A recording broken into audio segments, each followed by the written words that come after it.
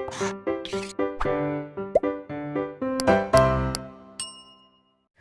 बच्चों, blueprint digital में आपका स्वागत है। मैं मोनिका, आपकी मैथ्स ट्यूटर। बच्चों, हमने लास्ट लेक्चर में स्टार्ट किया था अपना चैप्टर प्रायिकता, जिसमें मैंने आपको प्रायिकता का कॉन्सेप्ट समझाने की कोशिश की और हमारे पास कुछ रिजल्ट्स निकल के आए। जिसमें पहला हमने पढ़ा कि प्रायिकता होने के लिए क्या फॉर्मूला होगा। अगर हमारे पास कोई घटना है जिसे मैंने ई से दिखाया, इवेंट मतलब ई, तो उस इवेंट के होने की जो प्रायिकता होगी हम उसे ऐसे डिनोट करते हैं। उसको हम कैसे निकाल सकते हैं? तो उसका फॉर्मूला है क्या कि जो हमारी क्या होंगी, अनुकूल घटनाएं और संभावित, या फिर हम कहते हैं इसको कुल घटनाएं जो होंगी हमारी, जब हम इसको आपस में भाग दे देंगे तो हमारी उस घटना के होने की प्रायिकता हमें मिल जाएगी। और हमने ये भी पढ़ा कि किसी भी घटना के नए घटने की प्रायिकता क्या होती है, तो उसे हम क्या करते हैं, उसे हम डिनोट करते हैं जैसे ई इवेंट ये है, इसके ऊपर बार लगाकर। घटना को हम कुछ भी मान सकते हैं, ए बी या फिर ई, या फिर हम कोई नाम भी लिख सकते हैं। तो इसे हम क्या करेंगे, 1 माइनस इसके होने की प्रायिकता। तो ये हमारे पास मेन दो फॉर्मूले निकल कर आए थे, जिससे हमें क्या करना है, आज इस पे बेस हम कुछ क्वेश्चंस करेंगे। इसके अलावा मैंने आपको कुछ टर्म जो पद हैं प्रायिकता से रिलेटेड वो भी समझाए थे। तो आज के लेक्चर में हम करेंगे सवालों को हल। लेक्चर स्टार्ट करने से पहले अगर आप हमारे चैनल पर नए हैं तो चैनल को सब्सक्राइब करना ना भूलें, साथ ही साथ बेल आइकन भी क्लिक करें ताकि आने वाली सारी वीडियोज़ की नोटिफिकेशन आप तक पहुँचते रहे। बच्चों, हमारे पास क्वेश्चन है कि एक सिक्के को 2 बार उछाला जाता है। ठीक है, एक सिक्का उसे 2 बार उछालेंगे तो अधिकतम एक चित्त प्राप्त करने की प्रायिकता क्या होगी। चित्त का मतलब क्या है, हेड, जिसे हम एच से दिखाते हैं। ठीक है, तो उसकी हमें प्रायिकता बतानी है। तो सबसे पहले हम ये देख लेते हैं कि अगर हम 2 सिक्के को या एक सिक्के को 2 बार उछालते हैं तो हमारे पास कौन कौन से संभावित परिणाम आएंगे। ठीक है, तो वो क्या क्या आ सकते हैं कि भाई हमारे पास ये 2 सिक्के हैं, तो हो सकता है कि दोनों पे हमारे क्या है, चित्त आ जाए। तो एक परिणाम तो हमारे पास ये आया कि दोनों पे हमारे चित्त आ जाएगा। फिर ये हो सकता है कि एक पे एच हो मतलब हेड हो, दूसरे पे टेल हो, तो दूसरा परिणाम हमारे पास ये आ जाएगा। और फिर ये हो सकता है कि ये आपस में बदल जाए, इस वाले पे हेड हो और इस पे टेल हो, या फिर ऐसा हो सकता है कि दोनों पे ही टेल हो, टी। तो इस तरह से हमारे पास जो संभावित कुल परिणाम निकल के आ रहे हैं वो कितने आ रहे हैं, 4 आ रहे हैं, 1 2 3 4। ठीक है, तो हम लिखेंगे कुल परिणाम या फिर कुल संभावित परिणाम, वो कितने हैं, 4 है। अब वो हमसे कह रहा है कि अधिकतम एक चित्त प्राप्त करने की प्रायिकता बताइए। एक चित्त मतलब इन चारों में से एक चित्त किस में आ रहा है, क्या मतलब कौन सी प्रायिकता है।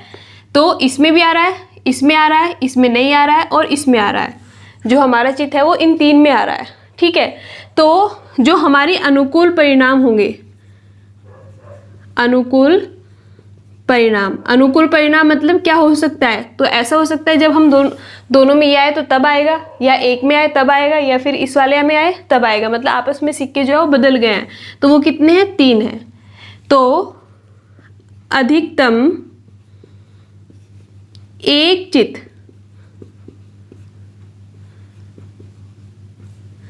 प्राप्त करने की प्रायिकता, तो इसे हम घटना ए मान लेते हैं, तो इसे हम लिखेंगे इस तरह से। तो ये होगा हमारा क्या, अनुकूल परिणाम 3 और बटे कुल संभावित परिणाम यानी कि 4, तो वो 3/4 होगा। बच्चों, अगला क्वेश्चन है हमारे पास, मैं 3 सिक्कों को एक साथ उछालता हूँ। ठीक है, संभव परिणाम कोई चित्त नहीं है, 1 चित्त, 2 चित्त, 3 चित्त है। ठीक है, अतः मैं कहता हूँ कि कोई चित्त प्राप्त न करने की प्रायिकता 1/4 है। इस निष्कर्ष में क्या गलती है? इसमें हमें दे दिया है कि जो प्रायिकता न होना है उसकी मतलब कोई भी घटना न होने की जो प्रायिकता है वो 1/4 है। तो हमें बताना है कि ये सही है या गलत है। लेकिन उससे पहले हमें क्या करना पड़ेगा, प्रायिकता निकाल के देखनी पड़ेगी कि आ रही है या नहीं आ रही है।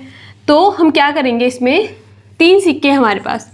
ठीक है, तो सबसे पहले हम देखेंगे कि क्या क्या संभावित परिणाम हो सकते हैं। भाई ऐसा हो सकता है कि इन तीनों पे क्या आए कि हमारा बस टेल आ जाए, तो तीनों पे टेल आ गया, या ऐसा हो सकता है कि इन तीनों पे हेड आ जाए तो H हो गया, ऐसा हो सकता है कि दो पे हेड आ जाए और उस पर टेल आ जाए तो H और T, या फिर हो सकता है कि इस पे T आ जाए उन दोनों पे H आ जाए तो TH। ठीक है, या फिर यहाँ पे H हो सकता है और इन दोनों पे T हो सकता है HTT, या फिर इसके अलावा क्या हो सकता है HH, यहाँ पे TT हो जाए उधर HH हो जाए। ठीक है, इसके अलावा 1 2 3 4 5 6, इसके अलावा और कौन से परिणाम बन सकते हैं हमारे कि यहाँ पे T हो H हो और T हो THT, या फिर यहाँ पे H हो बीच में T हो और यहाँ पे भी H हो HTH।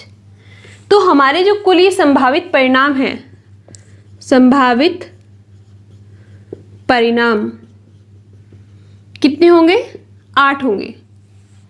ठीक है, ये हमारे के पास कितने होंगे 8 होंगे। अब हमें क्या देखना है, हमें ये देखना है, ये हमारे पास कुल परिणाम निकल के आ गए हैं कि ये पूछ रहा है कि कोई चित्त न होने की प्रायिकता, कोई चित्त ना होने की प्रायिकता, तो इन सब में कौन सा ऐसा है जिसमें एक भी चित्त नहीं है, मतलब H नहीं है, तो वो हमारा यही है पहला, इसमें भी है, इसमें भी है, इसमें भी, इसमें भी, बाकी सब में हमारा H है। तो ना होने की प्रायिकता का मतलब क्या है कि जब तीनों T आए, तीनों पट आए, तो इसे हम मान लेते हैं कि ये क्या है, हमारी कोई घटना है A, तो इसका क्या होगा, ये 1 है, अनुकूल परिणाम कितना होगा इसका 1 होगा, क्योंकि ऐसी एक ही कंडीशन बनती है, और कुल परिणाम कितने होंगे 8 होंगे। तो ये क्या हुआ, कोई चित्त न आने की प्रायिकता आ गई है 1/8, और इसमें कहा है कि 1/4 है, तो ये क्या है, निष्कर्ष हमारा गलत है। ठीक है, तो हम इसमें क्या लिखेंगे कि इस में क्या है कि कोई चित्त न आने की प्रायिकता 1/8 है, अतः जो निष्कर्ष दिया हुआ है 1/4 वह निष्कर्ष कैसा होगा, गलत होगा। ठीक है बच्चों, अगला क्वेश्चन देखते हैं। बच्चों हमारे पास क्वेश्चन है, कार्ड जिन पर 2 से लेकर 101 तक की संख्याएं लिखी गई है, 2 से 101 तक की संख्याएं लिखी हुई गई है, ऐसे कार्ड है हमारे पास, और उन्हें एक बक्से में रख दिया जाता है। एक कार्ड को हम निकालते हैं, रैंडमली हमने एक कार्ड निकाला उस बक्से से, तो इसकी क्या प्रायिकता है कि वो कार्ड एक सम संख्या हो, विषम संख्या हो या वर्ग संख्या हो। तो हमें इसमें क्या करने हैं, 3 क्वेश्चन करने हैं। तो हम पहले मान लेते हैं ये जो सम संख्या है इसे हम घटना E1 मान लेते हैं। ठीक है, तो हमें लिखने में आसानी होगी, और विषम संख्या होने को इसे हम घटना E2 मान लेते हैं, और वर्ग संख्या होने के लिए इसे हम घटना E3 मान लेते हैं। ठीक है, तो सबसे पहले हम करते हैं पहला क्वेश्चन। ये कह रहा है कि सम संख्या होने की प्रायिकता बताओ, और हमारे पास केवल कितनी संख्याएं हैं, 2 से लेकर 101 तक। तो ये 2 से लेकर 101 तक, इसमें कितनी सम संख्याएं होंगी और कितनी विषम संख्याएं होंगी।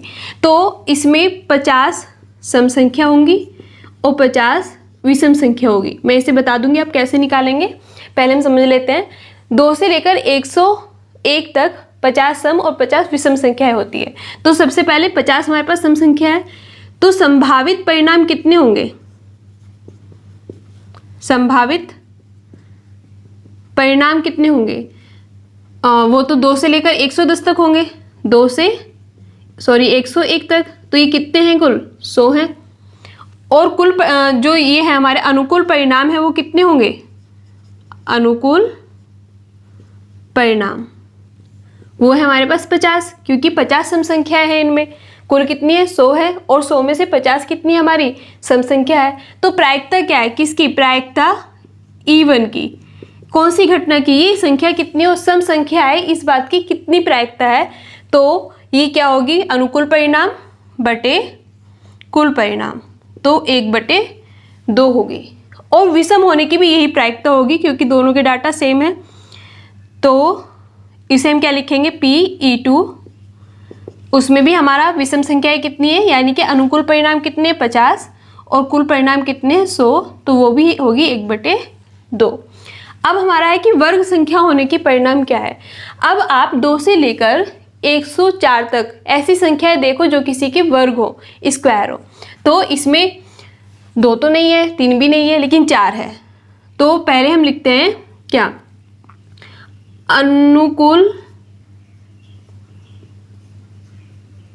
परिणाम कितने बैठेंगे हमारे तो एक तो हमारे पास बैठेगा 4, ठीक है, 4 किसका स्क्वायर, 2 का, एक होगा 9, 9 किसका है हमारा, 3 का, 16, 25 और 49, 64 और 6, इसमें 36, 81 और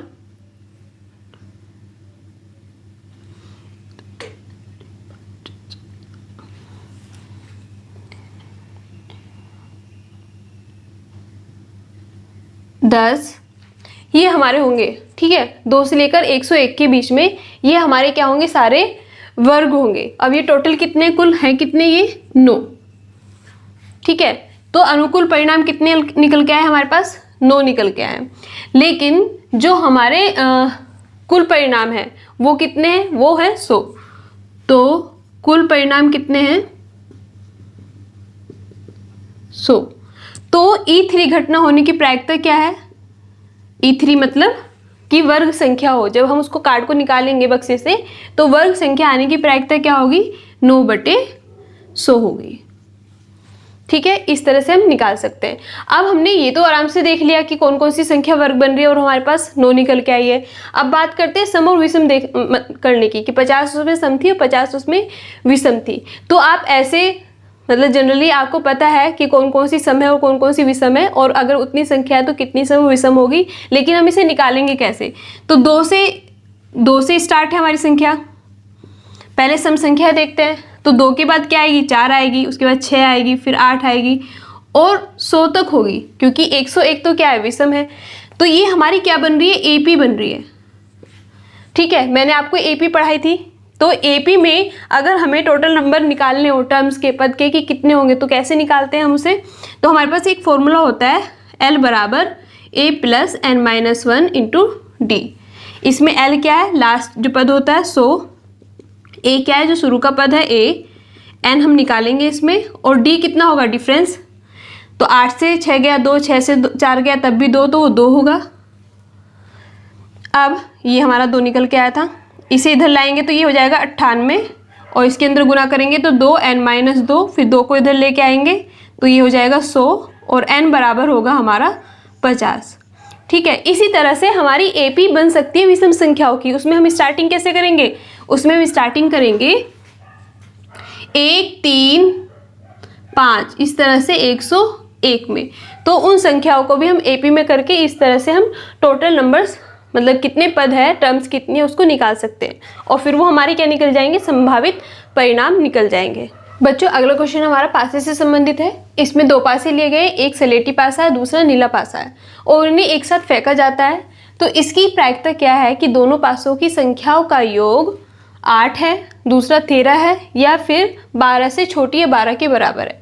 तो हमें ये तीनों क्वेश्चंस को सॉल्व करना है। तो सबसे पहले मैंने लिख लिया है कि हमारे पास कितने संभावित परिणाम आ सकते हैं अगर हम 2 पासों को, जो एक स्लेटी है दूसरा नीला है, उनको एक साथ फेंकते हैं, ठीक है। पासिव संख्या कितनी होती है, 1 से लेकर 6 तक, 1, 2, 3, 4, 5, 6 तक होती है। तो हमारे पास जो कुल संभावित परिणाम आए हैं वो ये निकल के आए हैं, ठीक है। ऐसा हो सकता है कि स्लेटी पासे पर एक संख्या आई हो और नीले पे भी एक आई हो, और ऐसा भी हो सकता है कि एक पे 1 आई हो, दूसरे पे 2 आई हो। तो ये हमारे कुल कितने आए हैं, संभावित परिणाम आ गए, और जो कितने हैं संभावित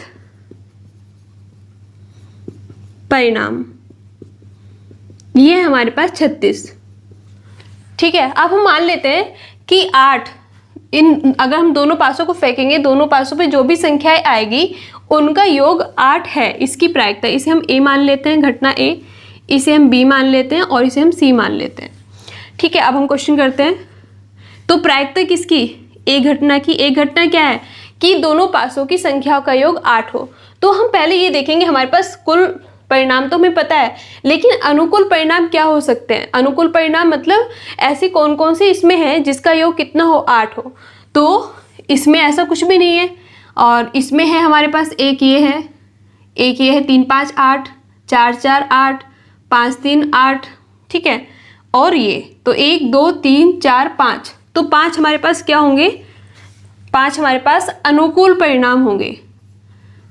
अनुकूल परिणाम कितने हैं, 5। मतलब 5 ऐसे परिणाम हैं जिसमें 2 फासों को फेंकने पर उनका योग जो है वो 8 आता है। अब प्रायिकता की बात करते हैं। तो प्रायिकता किसकी? एक घटना होने की। एक घटना की प्रायिकता क्या होगी? अनुकूल परिणाम बटे संभावित परिणाम। तो अनुकूल परिणाम है हमारे पास 5 और संभावित परिणाम है हमारे पास 36। तो ये इसका आंसर होगा। ठीक है, दूसरा क्वेश्चन हमसे पूछ रहा है कि उन दोनों पासों की संख्या का योग 13 हो, इसकी क्या प्रायिकता है? तो अगर आप इसमें देखोगे, आपके पास संभावित परिणाम तो है 36 है, लेकिन ऐसा कोई भी घटना नहीं है, ऐसा कोई भी परिणाम नहीं है जिनका योग कितना हो? 13 हो। क्योंकि कोई भी आप देख लो, सबसे बड़ा भी देख लो, 6 ये 12 ही होगा, 12 से ज़्यादा इनका योग नहीं होता है। ठीक है, तो जो इसका अनुकूल परिणाम है, पहले मैं इसका अनुकूल परिणाम लिख लेती हूँ। अनुकूल परिणाम कितना होगा? 0 होगा। ठीक है, और संभावित परिणाम कितना होगा? 36 होगा। तो प्रायिकता क्या होगी इसकी? 0/36 यानी कि 0। ठीक है, तीसरा हमारे पास है 12 से छोटी या 12। 12 से छोटी या 12, तो ऐसे ये सारी ही संख्याएं हैं, ऐसे ही सारे ही परिणाम हैं कि जिनका योग या तो 12 हो या 12 से छोटी हो। क्योंकि जो पासे होते हैं, जब हम 2 पासों को फेंकते हैं तो उसमें अधिकतक जो योग होता है, सबसे ज़्यादा जो योग होता है वो 12 होता है और बाकी सब उससे छोटे होते हैं।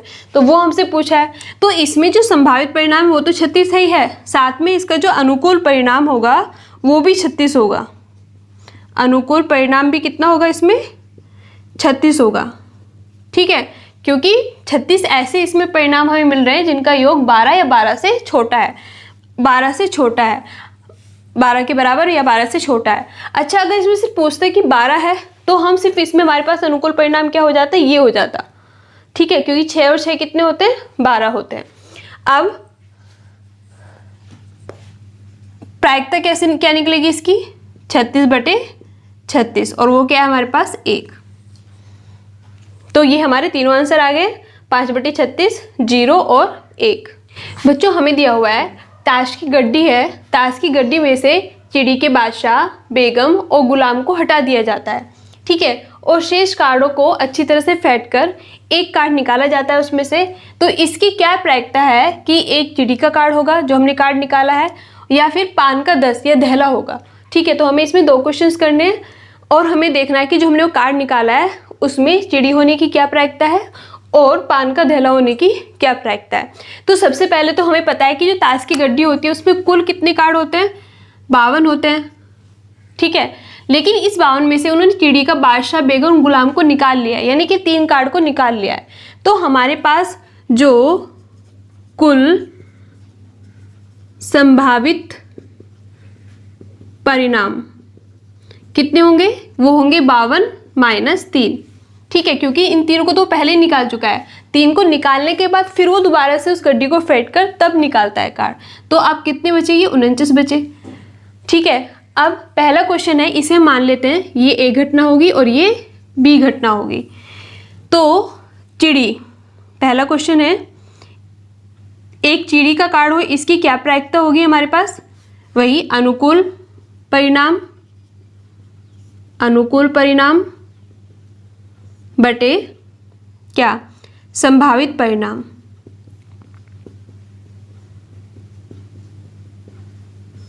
अब संभावित परिणाम तो हमें पता है 49 है, अनुकूल परिणाम हम कैसे निकालेंगे? तो जो चिड़ी है, चिड़ी के कुल कितने पत्ते होते हैं? 13 पत्ते होते हैं, लेकिन उस 13 में से 3 को निकाल लिया गया है। ठीक है, तो अनुकूल परिणाम कितने होंगे? 13 - 3, और कुल कितने हैं? 49, यानी कि ये आएगा 10/49। तो 10/49 जो है वो किसकी प्रायिकता है? चिड़ी का कार्ड होने की प्रायिकता है। ठीक है, अब दूसरा क्वेश्चन है इसमें हमारा, पान का 10 या दहला होने की प्रायिकता। तो पान का 10 तो सिर्फ एक ही पत्ता होता है पूरी गड्डी में। ठीक है, तो प्रायिकता किसकी? बी घटना की कितनी होगी? वही अनुकूल परिणाम, और वो कितना है इसमें? 1 है, क्योंकि पान का सिर्फ एक ही 10 होता है। और कुल कितने संभावित परिणाम है? 49। 52 नहीं होंगे यहाँ पे, 49 ही हो गए, क्योंकि 3 कार्ड को पहले ही निकाल चुके हैं। तो ये क्या होगा? इसका आंसर होगा। बच्चों, हमारे पास अगला क्वेश्चन है, एक थैले में 24 गेंद है, जिनमें से x लाल है, 2x सफ़ेद है और 3x नीली है। तो एक गेंद को हम निकालते हैं इसमें से, थैले में से। तो इसकी क्या प्रायिकता है कि जो गेंद है वो लाल नहीं है और दूसरा है इसमें सफ़ेद है। तो हमें इसमें दो चीज़ें बतानी है, दो चीज़ होने की प्रायिकता बतानी है। तो सबसे पहले तो हमें इसमें दिया हुआ है कुल गेंद दिया हुआ है और हमें अलग अलग गेंद दी हुई है जो हमारे पास किस में है, चर में है, मतलब वेरिएबल्स में है। तो जो x plus 2x plus 3x ये टोटल है कितनी, 24 है। तो इससे हम x की वैल्यू निकाल सकते हैं पहले तो ये हो जाएगा 6x बराबर 24, x बराबर 4। तो इससे क्या होगा, जो हमारे पास लाल गेंद है वो कितनी है, 4 है। सफ़ेद कितनी है, 2 गुना 4 यानी कि 8। और नीली कितनी है, 3 गुना 4 यानी कि 12। अब जो हमारे पास कुल संभावित परिणाम है तो वो तो कुल गेंद जितनी है उतने ही होंगे संभावित परिणाम, और वो कितना है हमारे पास 24 है। ठीक है, पहले क्वेश्चन में हमसे पूछा है लाल नहीं होने की प्रायिकता, तो इसे हम घटना A मान लेते हैं और इसे B मान लेते हैं। तो लाल नहीं है तो कैसी होगी, या तो फिर वो सफ़ेद होगी या फिर वो नीली होगी। ठीक है, लाल नहीं है इसका मतलब या तो सफ़ेद है या फिर नीली है। तो लाल नहीं है बराबर क्या होगा, सफ़ेद प्लस नीली गेंद। तो ये कितनी है हमारे पास, 8 प्लस 12 यानी कि 20। और ये जो 20 होगा ये क्या होगा हमारे पास, अनुकूल परिणाम होगा। अब हम पहला क्वेश्चन सॉल्व कर सकते हैं।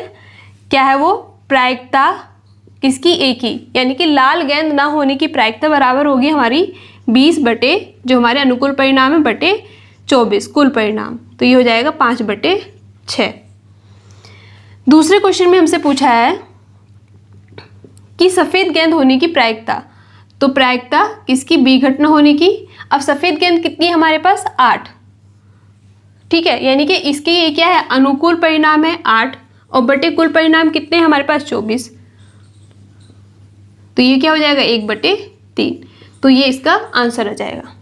तो बच्चों इस तरह से हम प्रायिकता के क्वेश्चंस को सॉल्व कर सकते हैं। ठीक है, आपको ध्यान देना है कि इसमें कौन कौन से हमारे अनुकूल परिणाम निकलेंगे और कौन कौन से हमारे कुल संभावित परिणाम होंगे। हमारे पास सिर्फ एक ही फॉर्मूला है, तो आपको सिर्फ सोचना है कि अगर हम सिक्का फेंकते हैं तो हमारे पास कौन कौन सी कंडीशन आएगी, पासा फेंकते हैं तो हमारी कौन कौन सी कंडीशंस आएगी, और हमसे पूछा क्या गया है, प्रायिकता होने का या प्रायिकता न होने का।